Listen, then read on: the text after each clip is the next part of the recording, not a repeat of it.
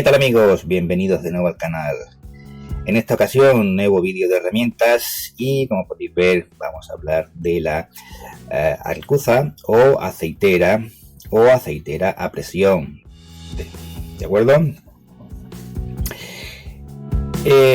¿Cómo se utiliza? Bueno, pues como ya hemos dicho, el recipiente lo llenaremos con el lubricante más adecuado para el momento. Y lo que haremos será apoyar la punta de la varilla en el engrasador, como el que estáis viendo en la pantalla, y accionaremos la palanca. Esto nos va a permitir, bueno, pues lubricar las piezas con precisión, sin tener mucho derrame y sin tener que liar un buen desastre a la hora de lubricar alguna pieza o algún componente.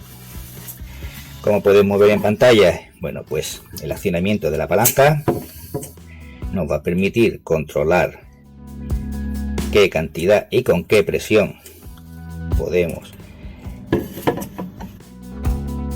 aplicar el lubricante en aquellas zonas que necesitemos de lubricar. ¿De acuerdo, amigos? Y nada más, espero que os haya gustado el vídeo.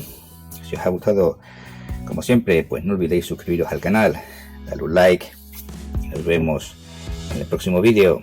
Chao, chao.